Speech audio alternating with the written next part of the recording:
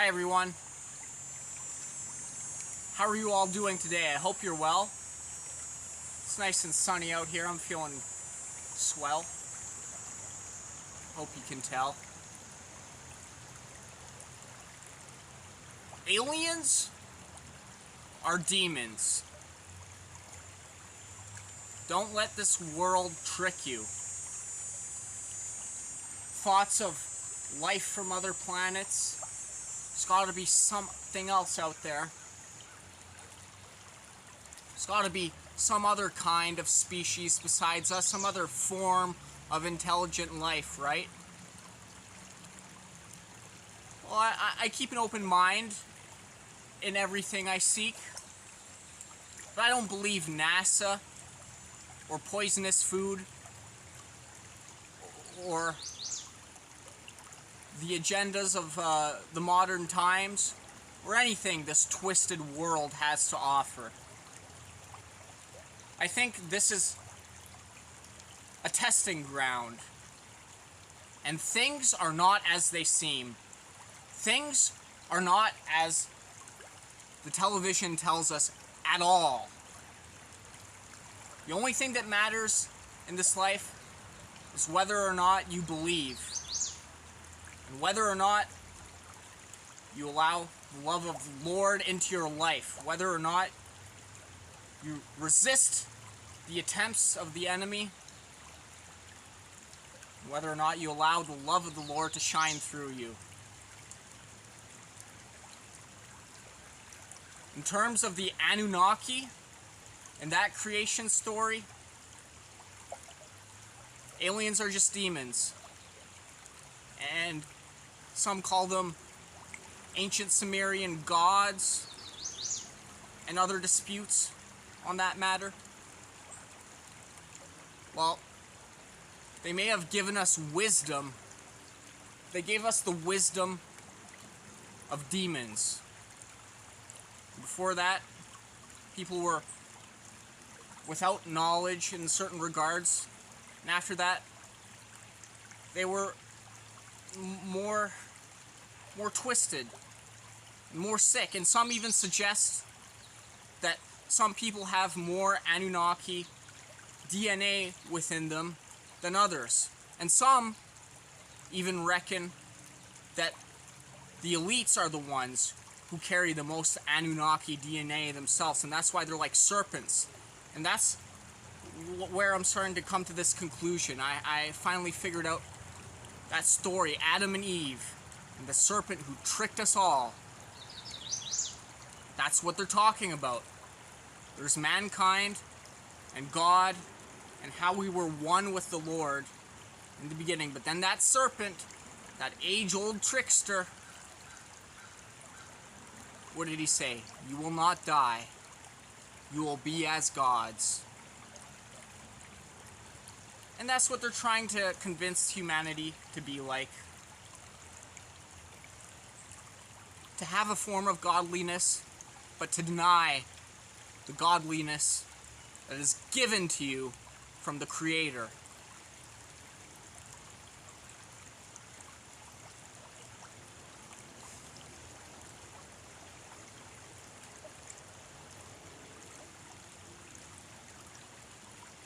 Sure, you could see the stars from beyond, but this is all life, and God created life. In the last days, God mentions that after the time of tribulation, the stars will fall down to earth. Let's see what happens.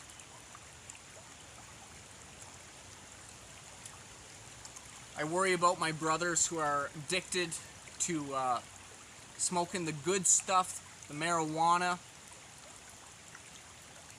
Those who are stuck in their sin and can't see the chains that shackle them. If you're committing adultery, if you're doing magic with a K, if you're constantly stoned, then you're denying the soberness that God wants you to carry. God wants you to be watchful and vigilant. of the enemy who prowls around like a lion. And God also said, you never know when the day of the Lord's return will come. And it will be like a thief in the night. So I reckon you gotta be watchful, vigilant, and sober-minded. You need to be sober-minded to be one with the Lord. A demon has nothing on you when you're high out of your mind. He can't take your soul away because you're already taking it away yourself. There are better things you can do if you need a release, like the manna or the blood of Christ.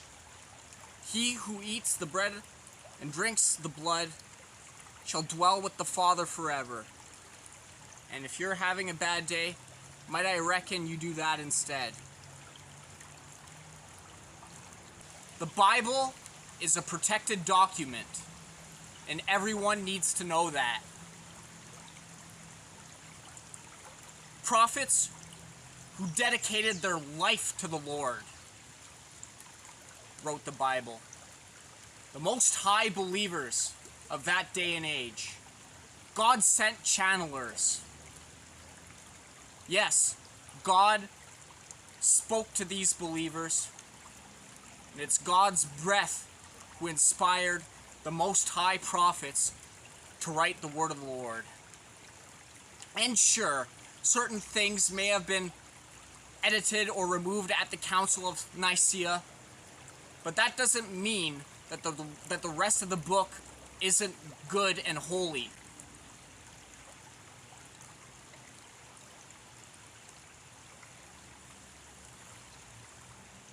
The Bible is written with integrity. And everyone needs to understand that the integrity has been kept and sealed for you to read, for you to acknowledge, for you to understand, and for you to allow into your life. The Bible is there for you and me and everyone who wants to believe.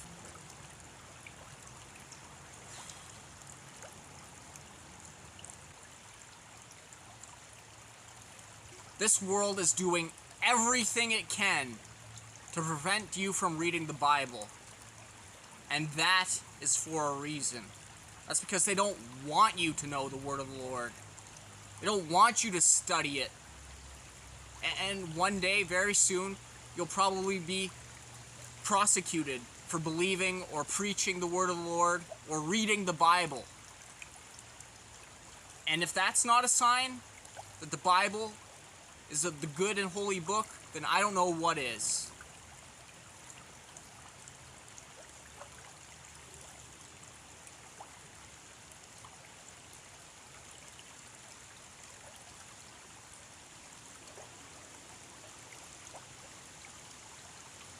There's a cancer consciousness in this world. In the time of Christ, it was the heretics, the pagans, the ones who have no love of God in them. The cancer consciousness is that of which killed and denied Christ in the early times. And it's the same cancer consciousness that exists within the world today. If you believe in God, you humble yourself before God. And even before the time of Christ, there are only two options. Either you humble yourself and you acknowledge that life is more than you, or you live in a state of ignorance and selfishness. And those who deny God will always be selfish and ignorant. And they'll want and take more for them. And that's just what they do. They took away Christ from the world. Why? Because out of selfishness, they want to think that they are greater than He. But the Father will always be greater than I. The Father is greater than me, and the Father is greater than anyone or anything. I am just a humble student, and nothing less and nothing more.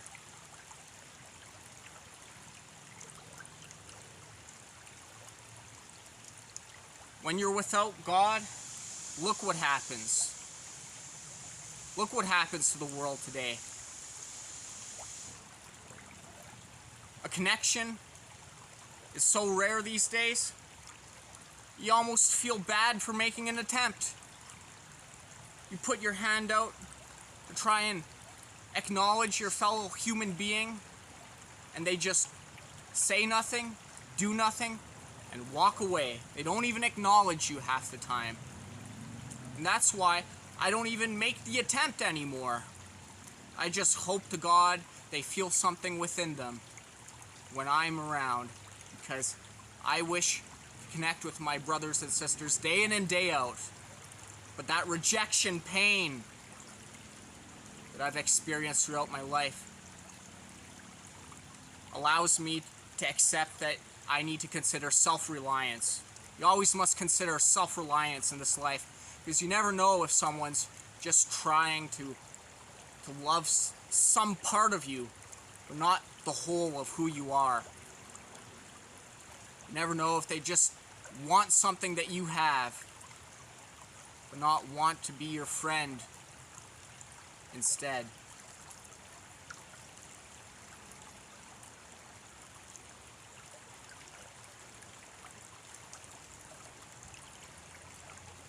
I think that's about it for today.